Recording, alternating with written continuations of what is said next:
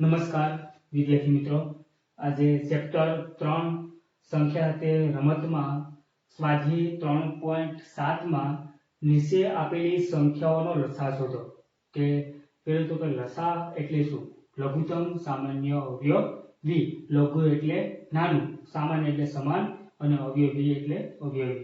જો આગળ આપણે અવયવી આપીને લસા કાઢતા શીખી ગયા છે. હવે આમાં આપણે અવિભાજ્ય અવયવ પાડીને ભાગાકાર રીતને ઊભી રીતના અવિભાજ્ય અવયવ પાડીને લસા શોધવાનું છે. તો એમાં પહેલું ઉદાહરણ આપણે જોઈએ કે પહેલું છે 8 અને 12. તો 8 અને 12 નો લસા કેટલો? તો 8 અને 12 ના બંને સાથે બે ભેગા આપણે અવયવ પાડવાના છે. 8 અને 12 ના બે ભેગા અવયવ પાડવાના. જેમ ગુસામાં અલગ અલગ અવયવ પાડતા, તો એમાં ગુસામાં અલગ અલગ અવયવ પાડતા હતા, આમાં આપણે શું કરવાનું છે? બેના ભેગા અવયવ પાડવાના છે. તો એમાં પહેલું આપણે શું કરવાનું છે? 2 વડે, પછી 2 વડે ભાગાકાર ન હાલે 3 વડે, 3 વડે ભાગાકાર ન હાલે તો 5 વડે, 5 વડે ન હાલે તો 7 વડે, 7 વડે પણ ન હાલતો હોય તો તે સંખ્યા કેવી છે? તો કે એ સંખ્યા અવિભાજ્ય છે, એટલે કે વિભાજ્ય નથી, કે જેને ભાંગી શકાતી નથી. તો એની સંખ્યા પાછી પોતે જ મૂકી દેવાની. તો પહેલું આપણે શું કરવાનું છે? આમાં તો કે 2 વડે ભાગાકાર છે. 2 વડે ભાગ જોઈએ એટલે 2 વડે આમાં છે 8 માં, તો કે 2 ચોક ને 8, 2 ચોક 8, તો કે 8 માં 2 વડે ભાગ હાલે છે. પછી 12 માં જોવાનું છે. તો કે 12 માં 12 ની 2 વડે ભાગાકાર કરીએ તો 2 સબ 12 થાય. તો આ 2 સબ શું આવશે? 12. હવે જોવાનું છે પાછું 2 વડે ભાગ લેવાનું. તો કે 2 લઈએ પાછા. તો કે 2 વડે ભાગ હાકીએ આમાં 2 માં, તો ક્યાં ભાગ હાલશે? તો કે 2 દુ ની 4, 2 દુ 4, અને આનો ભાગ ક્યાં હાલશે? તો કે 2 તેરી ને 6. પાછા 2 લેવાના. પાછા 2 વડે લઈએ તો કે 2 એકુ 2 થાય છે, 2 એકુ 2, અને 3 માં 2 વડે ભાગ હાલતા નથી. 3 ની 2 વડે ભાગાકાર કરો તો ભાંગી શકાય નહીં, તો 3 ના 3 મૂકી દેવાના. આગળ લઈએ પાછું આપણે, તો કે 2 વડે ભાગ હાલતા નથી, તો આગળ પછી 2 પછી શું આવશે? 2 પછી 3, 3 લેવાના. 3 એકુ શું થશે? 3, 3 એકુ 3, 1 આવી ગયો તો 1 નો 1 મૂકી દેવાના. જ્યાં સુધી 1 1 મુક્ત જવાનું છે, આ બીજી સંખ્યાનો ભાગ ન હાલે ત્યાં સુધી શું કરવાનું છે? 1 1 મુક્ત જવાનું છે. તો 2 માં સામે 2 માં 1 1 આવી ગયા છે, ત્યાં સુધી બે બાજુ 1 1 આવે ત્યાં સુધી ભાગ હાંકવાના. હવે 8 અને 12 નો લસા બરાબર જે અવિભાજ્ય અવયવ પાડ્યા છે આપણે 2 2 2 અને 3, એ બધી સંખ્યાઓનો શું કરવાનું છે? ગુણાકાર. આ બધી સંખ્યાઓનો શું કરી નાખવાનો? ગુણાકાર. 2 ગુણ્યા 2 ગુણ્યા 2, 2 કેટલી વખત છે? 1 2 3, કેટલી વખત છે?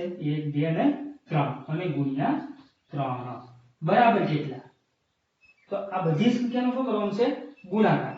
2 ગુણ્યા 2, 2 દુ 4, 4 દુ 8, અને 8 તેરી શું થશે? 24. 8 તેરી ને 24. તો 8 અને 12 નો લસા કેટલો આવશે? 24. 2 દુ 4, 4 દુ 8, અને 8 તેરી ને 24. તો 8 અને 12 નો લસા થશે 24. એનું બીજું ઉદાહરણ જોઈએ તો કે 18 અને 24. તો 18 અને 24 ના ભેગા અવિભાજ્ય અવયવ પાડીએ. તો પેલા 18 અને 24 ના પેલા ભાગ જોવાનું છે 2 વડે. કેટલા વડે? 2 વડે. 2 વડે ભાગ જોઈએ તો 18 ને 2 વડે ભાગાકાર કરીએ તો ક્યાં 18 આવશે? તો કે 9 દુ 18 થશે. 18 ભાગ્યા 2 કરવાના, અથવા ક્યાં પાડવામાં આવે કે 2 નવા 18, અથવા 18 ને ભાગ્યા કેટલા કરી નાખવાના? 2. એટલે 2 18 ભાગ્યા 2 એટલે કેટલા થશે? 9, અથવા જોવાનું છે 2 નવા 18. હવે 24 ભાગ્યા 2 કરવાનું, એટલે 12 દુ શું થશે? 24. પાછું 2 વડે ભાગ લેવાના. પાછી સંખ્યાને 2 વડે ભાગવાની, કે 2 વડે લેવાનું. 2 વડે ભાગ હાલતા ન હોય 2 માં, તો પછી લેવાના 3. તો 9 માં 9 ને 2 વડે ભાગી શકાય? તો કે નહીં, તો 9 ના 9 મૂકી દેવાના. હવે 12 જોઈએ તો 12 માં 2 વડે ભાગી શકાય? તો કે 2 સબ 12 થાય. 2 સબ કેટલા થશે? 12. પાછું 2 વડે લેવાનું. તો 2 ને પાછા એટલે કે 9, 9 ને 2 વડે ભાગી શકાય નહીં, તો 9 ના 9 મૂકી દેવાના. હવે 100 ને 2 વડે ભાગી શકાય? તો કે 2 તેરી ને શું થશે? તો કે 2 તેરી ને 100. હવે લેવાનું પાછું 2 વડે ભાગાકાર કહું કે 2 વડે ભાગી નાખીએ તો કે 9 ને 2 વડે ભાગી શકાય નહીં, 3 ને 2 વડે ભાગી શકાય નહીં. તો હવે 2 પછી શું લેવાનું છે? 3 લીધા. તો 3 તેરી શું થશે? તો 3 તેરી 9 અને 3 એકુ 3 પાછું લેવાનું 3 તો પાછા 3 લઈએ એટલે કે 3 એકુ 3 અને અહીંયા ભાગ હવે આ છે નહીં એક આવી ગયો તો એકનો એક મૂકી દેવાનું છે એકનો એક મૂકી દેવાનું બે બાજુ એક એક આવી ગયા અવિભાજ્ય અવયવ પડી ગયા હવે આ બધી સંખ્યાનું શું કરવાનું છે ગુણાકાર એટલે કે 18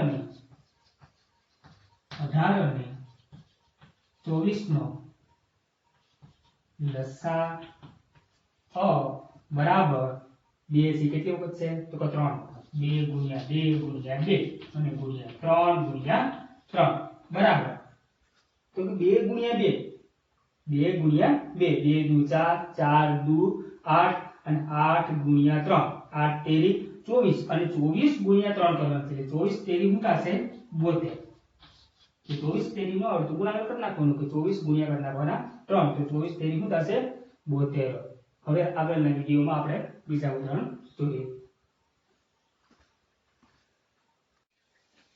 હવે આપણે એમાં ત્રીજું ઉદાહરણ જોઈએ કે ત્રીજું ઉદાહરણ છે કે 16 અને 20 16 અને 20 16 અને 20 ના પહેલા આપણે લસા મેળવીએ કે 16 અને 20 નો લસા મેળવીએ તો કે 16 અને 20 પેલા સંખ્યાઓમાં પેલું શું જોવાનું છે તો કે 2 વડે ભાગ આપવાનો કેટલા વડે પેલા 2 વડે એટલે કે 8 8 દુ 16 અને 10 દુ 20 પછી જોવાનું છે પાછું 2 વડે પાછું ભાગ આવતો એટલે પાછું 2 વડે ભાગ જોવાનું છે 2 એટલે કે 4 દુ 8 4 દુ 8 અને 5 દુ 10 પાછું 2 વડે જોઈએ તો કે 2 ગુણ્યા 2 એટલે 2 દુ ને 4 અને 5 માં 2 વડે ભાગ આવતા નથી એટલે 5 ના 5 મૂકી દેવાના છે પાછા 2 વડે ભાગ જોઈએ તો કે 2 માં 2 વડે ભાગ હાલે છે 2 એકુ 2 અને 5 માં આવતા નથી એટલે 5 ના 5 મૂકી દેવાના છે પાછું 2 વડે ભાગ જોઈએ 5 માં 2 વડે ભાગ આવશે નહીં 2 પછી શું આવશે તો કે 3 3 માં 2 વડે 3 માં 3 5 ના 3 વડે ભાગ આવશે તો કે નહીં પછી 3 પછી આવશે 5 વડે ભાગ જોઈએ તો 5 વડે ભાગ આવશે 5 એકુ ને 5 એકુ 5 એક છે તો એકનો એક મૂકી દેવાનો છે બે બાજુ એક એક આવી જવા જોઈએ હવે આ બધી સંખ્યાનો શું કરવાનું છે ગુણાકાર 16 અને 20 નો